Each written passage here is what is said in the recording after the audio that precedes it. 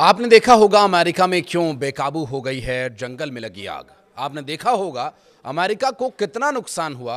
आपने सुना होगा सेंट एना हवाओं के बारे में। लेकिन अब सुनिए इस आग से सियासत में महसूस हो रही है तपिश, और उस तपिश के बारे में करेंगे बात। भारत में भी हो रही इस आग पर बयानबाजी। अब क्या करेंगे बाइडेन? नमस्कार, मैं हूं आशीष त्रिपाठी और न्यूज़ 18 के सोशल मीडिया प्लेटफॉर्म पर इस वीडियो में आप सभी का स्वागत है। अमेरिका धधक रहा है। स्थानीय निवासियों के साथ साथ ये आग जाते जाते जो बाइडेन के लिए भी अब तपिश छोड़े जा रही है। अमेरिका में इस आग ने हाहाकार मचाया हुआ है। इस आग से करीब 1900 इमारतें पूरी तरह से जल गई हैं और 28,000 घरों को नुकसान पहुंचा है। लॉस एंजलिस में लगी ये आग अब तक की सबसे भयानक, सबसे बड़ी आग है और इस पर सियासत भी खूब हो रही है। डोनाल्ड ट्रंप ने कैलिफोर्निया के इस आग के लिए राष्ट्रपति जो बाइडेन को जिम्मेदार ठहराया। ट्रंप ने सोशल मीडिया पर एक पोस्ट में कहा कि फायर हाइड्रेट में पानी नहीं है, फेडरल इमरजेंसी मैनेजमेंट एजेंसी के पास पैसा नहीं है। जो बाइडेन मेरे लिए ये सब कुछ छोड़कर जा रहे हैं, शुक्रिया जो। ऐसा नहीं है कि सियासी बयानबाजियां सिर्फ अमेरिका तक ही सीमित हैं, बल्कि इसकी बयानों की जो तपिश है वो भारत में भी महसूस हो रही है।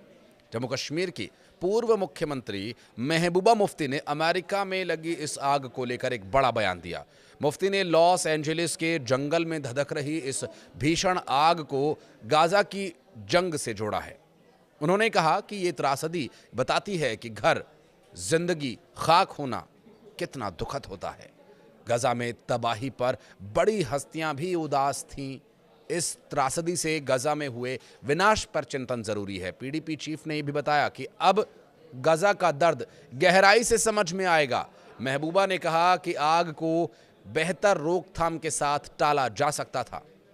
उन्होंने कहा कि गजा में तबाही इजरायली सरकार के एक्शन का नतीजा है और विनाश देखने वालों को अब गहराई से समझ में आएगा कि गजा का दर्द क्या है। वो दर्द जो घरों और जिंदगियों को खत्म होने पर महसूस होता है। लॉस एंजलिस और आसपास के इलाकों में जंगल में लगी हुई आग की वजह से हड़कंप मचा हुआ है।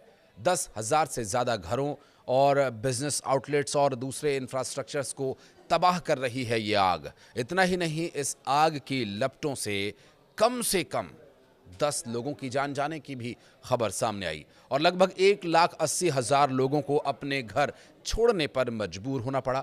गुरुवार शाम को एक बार फिर से आग भड़क उठी और इसके बाद ये आशंका बढ़ गई कि आने वाले दिनों में संकट और भी अधिक गंभीर हो सकता है। इस आपदा को लुटेरों ने अपने लिए अवसर बना लिया और जमकर लूटपाट भी हुई। लॉस एंजलिस काउंटी के शेरिफ रॉबर्ट लूना ने बताया कि मंगलवार को पहली जो आग लगने की सूचना मिली, आपदा क्षेत्रों में लूटपाट की रिपोर्ट के बीच लगभग 20 लोगों को गिरफ्तार किया गया। कम से कम 5 चर्च, 7 स्कूल्स, 2 लाइब्रेरीज, बुटीक, बार, रेस्टोरेंट्स, बैंक्स और किराने की दुकानों को पूरी तरह से तबाह बर्बाद कर दिया गया। यहाँ Will Rogers Western Ranch House और टेपांगा रेंच मोटली में भी तबाही हुई और सरकार ने अभी तक नुकसान की लागत या फिर कितने स्ट्रक्चर्स जले हैं इसकी कोई ऑफिशियल जानकारी साझा नहीं की है। मौसम और उसके प्रभाव पर आंकड़े उपलब्ध कराने वाली निजी एजेंसी एक्यूवेदर ने गुरुवार को नुकसान और आर्थिक क्षति का जो अनुमान बताया वो बढ़ाकर 135-150 अरब डॉलर के आसपास बताया है।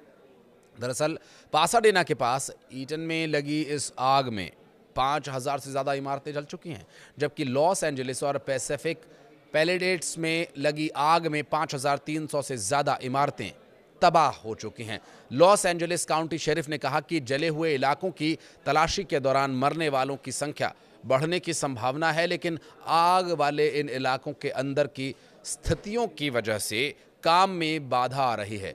लॉस एंजलिस के मेयर कैरेन बास ने कहा कि गुरुवार शाम को आने वाली तेज हवाओं की वजह से आग और भड़क गई और उस पर काबू पाना और भी मुश्किल हो गया। अधिकारी आग पर काबू पाने के लिए संपर्क कर रहे हैं, लेकिन मृतकों की संख्या बढ़ती ही जा रही है। 10 लोगों की मौत की पुष्टि हुई है। जले हुए घरों के अवशेषों से पीड़ितों को निकालने के लिए टीम्स भरपूर प्रयास कर रही हैं और इस आग ने पॉश एरिया में बने घरों को बर्बाद कर दिया है। कई ऐतिहासिक इमारतों को खत्म कर दिया है। इसमें टोपांगा रेंच मोटल और Will Rogers Western Ranch House शामिल हैं। ये इमारतें 1920 के दशक की थीं।